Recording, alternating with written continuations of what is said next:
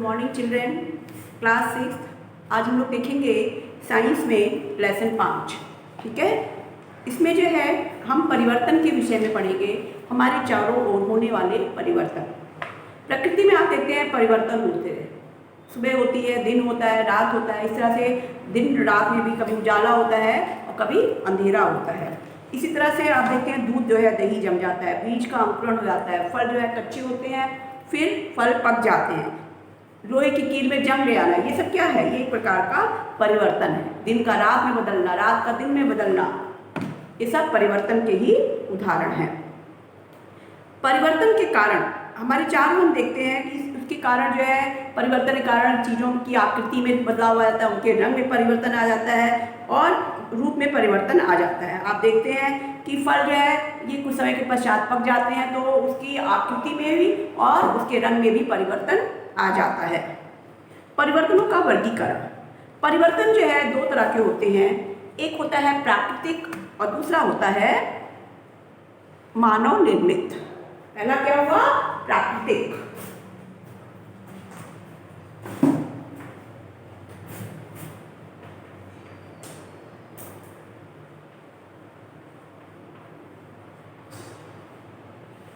दूसरा मानव निर्मित।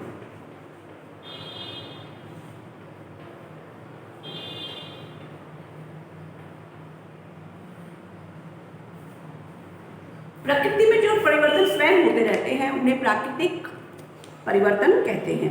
जैसे कि दिन और रात में परिवर्तन देखते हैं, दिन रात में होती है, फिर रात से फिर दिन होता है।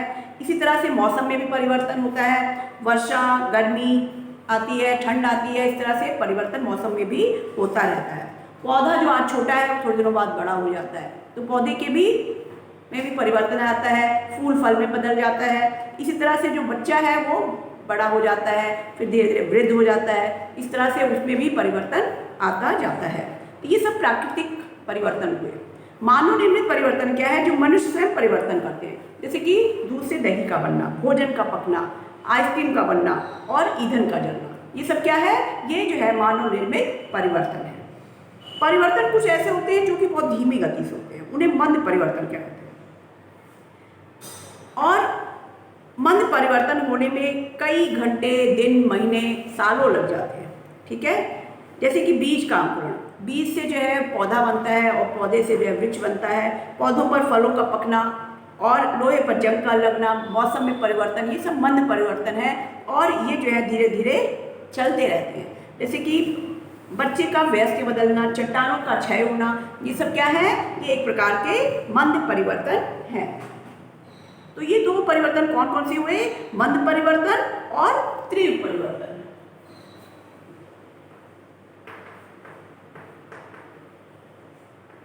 मंद परिवर्तन, दूसरा तीव्र परिवर्तन।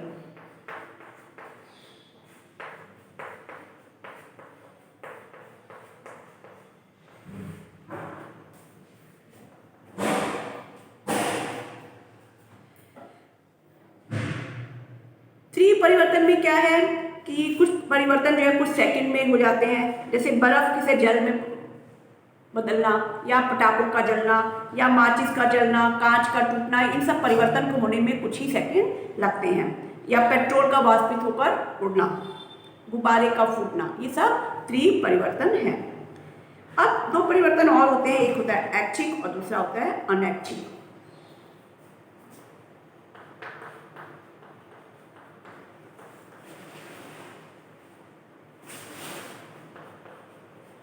ऐच्छिक परिवर्तन और दूसरा अनैच्छिक परिवर्तन।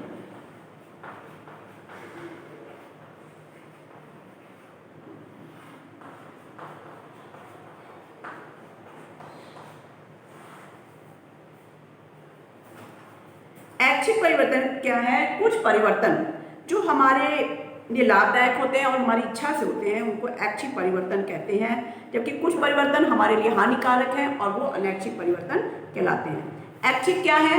ये पौधों का और बच्चों का वृद्धि होना, फलों का पकना, कपड़े का सूखना, दूध का दही में परिवर्तन, ये सब ऐच्छिक परिवर्तन है।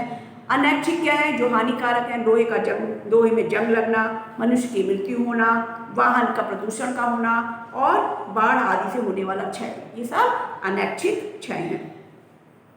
कोई परिवर्तन किसी समय तक ऐच्छिक हो सकता है, दूसरे समय अनैच्छिक। कभी ऐच्छिक होता है, फिर थोड़े समय के बाद अनैच्छिक हो जाता है। ईंधन के जलाने में उत्पन्न ऊष्मा, जिसे कई कार्यों के लिए उपयोग में लाते हैं, जैसे कि भोजन पकाने के लिए, ये एक ऐच्छिक परिवर्तन है। लेकिन जंगल की आग में लकड़ी का जलना, ये अनैच्छिक परिवर्तन है। दूध का दही में परिवर्तन, ये ऐच्छिक परिवर्तन है। लेकिन दूध का खट्टा हो जाना, ये है एक अनैच्छिक परिवर्तन, जो हम नहीं चाहते हैं, लेकिन वो अपने आप से खट्टा हो गया। कोई भी परिवर्तन किसी व्यक्ति के लिए ऐच्छिक हो सकता है, तो दूसरे के लिए अनैच्छिक भी हो सकता है।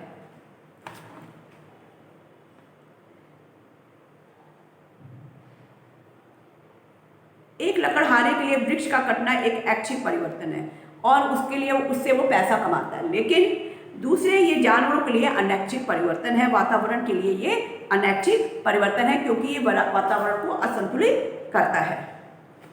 अनैच्छिक परिवर्तनों को घटाना, हम दूध को उबाल कर दूध को सड़ने से बचा सकते हैं और दूध में सूक्ष्म जीव नष्ट हो जाते हैं, जिससे कि दूध फटता नहीं है।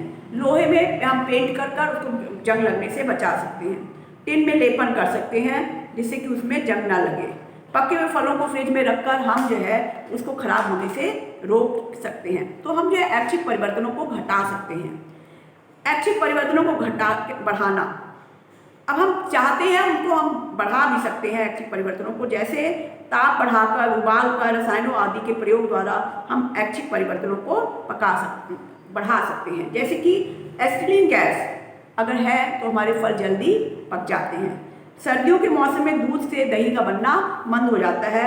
जब हम ऊष्मारोधी बर्तन में दूध लेकर इस परिवर्तन को तीव्र गति से कर सकते हैं। खादों की नियमित उपयोग से भी हम पौधों में वृद्धि बढ़ा सकते हैं। ठीक है, अब है उत्क्रमणीय और अनुत्क्रमणीय परिवर्तन किसे कहते हैं।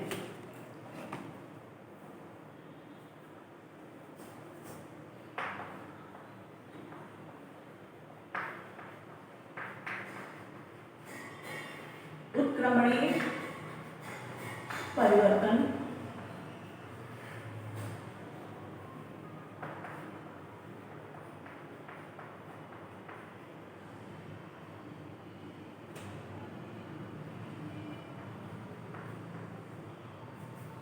अनुक्रमणीय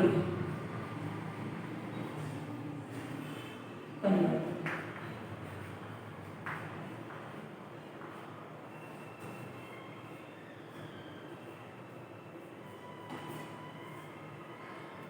उत्क्रमणीय परिवर्तन वो है जो कि दोनों डायरेक्शन में जो क्रियाएं होती हैं, जैसे कि बर्फ का पानी में और पानी से बर्फ का बनना, ये जो है उत्क्रमणीय परिवर्तन कहलाता है। वस्तु जो है पुनः अपनी पुरानी अवस्था में अगर आ जाती है तो उसको जो है उत्क्रमणीय परिवर्तन कहते हैं। जैसे कि रबर बैंड का खींचना, खींचेंगे तो खिंच जाएगा, रबर खिंच जाएगा, लेकिन छोड़ने पर वो पुनः अपनी पुरानी स्थिति में लौट आएगा। इसी तरह से जो है धुंध का बनना, ठीक है, धुंध बनता है और फिर धूप के निकलने से गायब हो जाता है। बिजली और पंखे का स्विच खोलना, मोम का पिघलना, ये सब उत्क्रमणीय परिवर्तन के उदाहरण हैं। कुछ ऐसे परिवर्तन होते हैं जिनको पुरानी अवस्था में बदला नहीं जा सकता, उन्हें अनुत्क्रमणीय परिवर्तन कहते हैं। और इसमें जो है फिर से वो पुरानी अवस्था में वस्तु नहीं आ सकती है, जैसे कांच का टूटना, वस्तु का जलना, बीजों का अंकुरण, वर्षा का होना, दूध से दही में परिवर्तन, ठीक है, भोजन का अपघटन होना, ये सब अनुक्रमणीय क्रिया के उदाहरण हैं। दूध एक बार फट गया, दोबारा उसको हम वापस दूध की अवस्था में नहीं ला सकते हैं। कांच टूट गया, दोबारा हम उसको नहीं जोड़ सकते हैं। और वस्तु जल गई जो पुराना, हम फिर पुरानी स्थिति में उसको नहीं ला सकते हैं।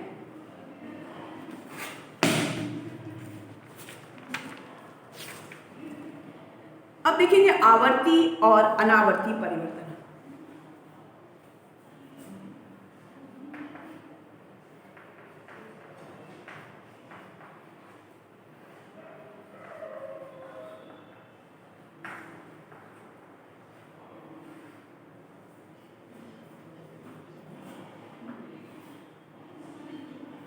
आवर्ती परिवर्तन जो है नियमित समय अंतराल में होता है।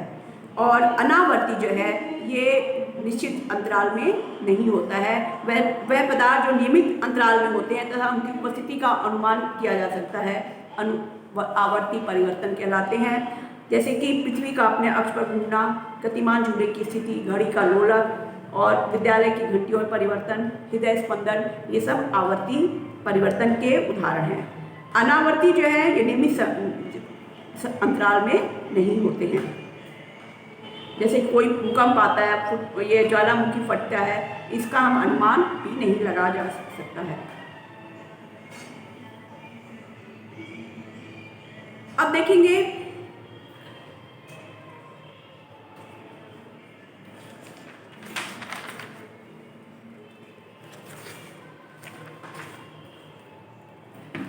भौतिक और रासायनिक परिवर्तन किसे कहते हैं।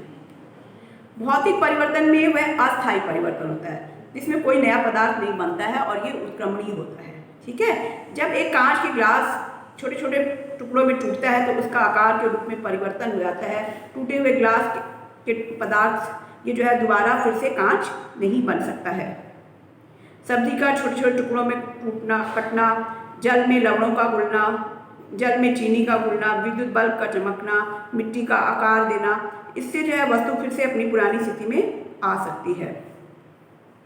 भौतिक परिवर्तन के दौरान होने वाले परिवर्तन, कोई भी नया पदार्थ इसमें नहीं बनता है, परिवर्तन जो है अस्थायी होता है।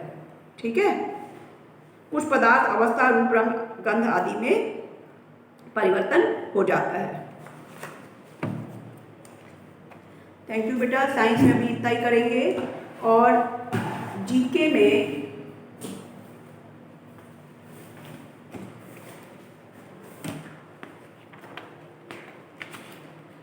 में आपने 11वां देखा था, 12वां,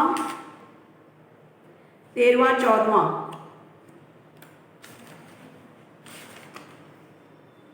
15 तक आएगा।